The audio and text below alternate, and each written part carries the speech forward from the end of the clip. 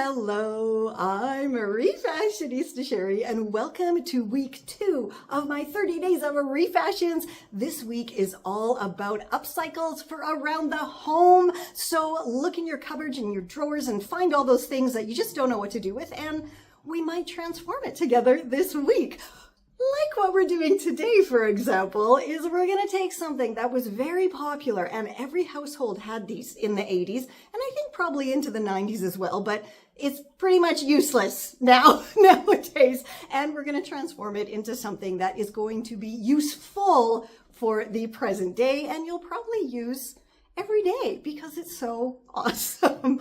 But before we jump into that, if you would love my help transforming your current wardrobe, like what you actually have right now, into the things that you are coveting, that you're wanting, and you just want to wear every single day, then absolutely join my wardrobe revolution and you'll have me personally, because once you go through the whole thing, you get to sit with me virtually in person for a whole hour, and we'll go through all the stuff that you've learned. I'll give you my personalized tips and tricks and tutorials and all of that good stuff.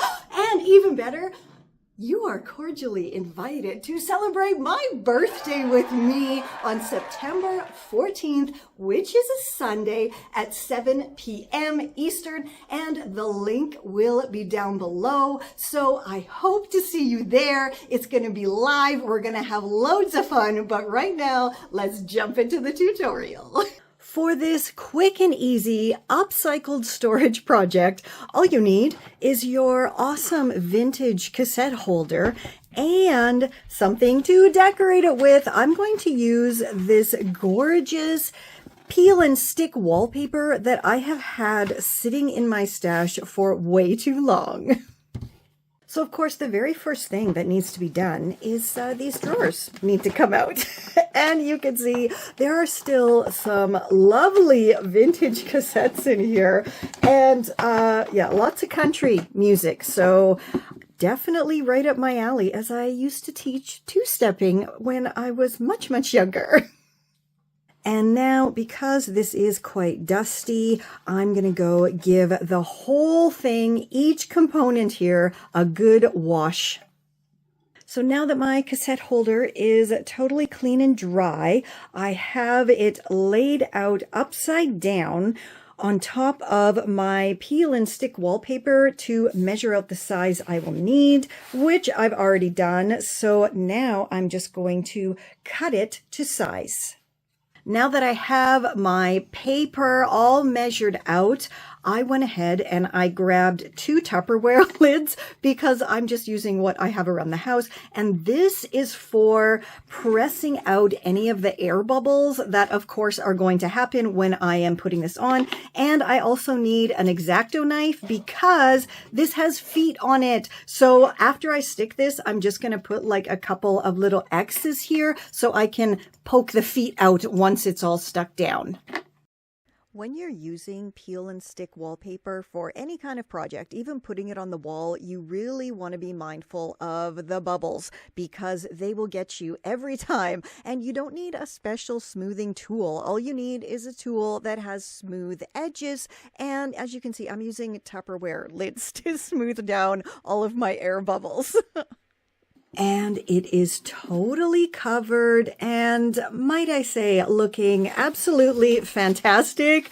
And you can hear Mr. Skelly tippy-tapping around there. I don't really care about the back here and the bottom, but if you want, you can put a little strip on all of the parts that are missing. So now let's work on the drawers. And now it is time to do the drawer fronts, and I'm just going to cover the brown part there. And luckily, I still have this strip left, which is more than enough to do that, and probably that bit on the bottom and the back as well. This came out so much better than I thought it would. It is absolutely stunning. And I think this peel and stick wallpaper is actually really sturdy. It was really sticky, which I'm shocked at because it was just sitting in my stash for like over a year waiting to be used for something. And it's very thick as well, which is fantastic. And, you know, because I'm me, I had to go a step further, and I found these fabulous little mini plastic storage basket bin things around my house. So I just hot glued them to the inside. So now I have 1, 2, 3, 4 little compartments that I can fill with sewing stuff or makeup or whatever the heck I want to. But what an awesome upcycle for an old cassette holder. Now let's go see how I can put this to use.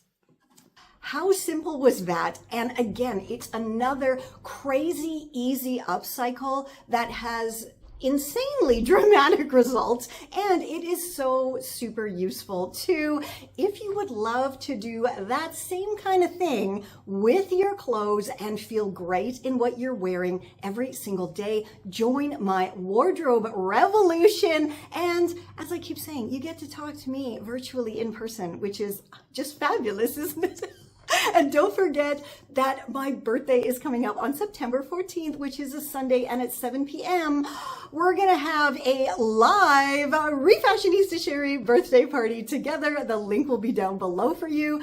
And until tomorrow, stay safe, stay well, and I'll catch ya on the zigzag. This is Confessions of a Refashionista.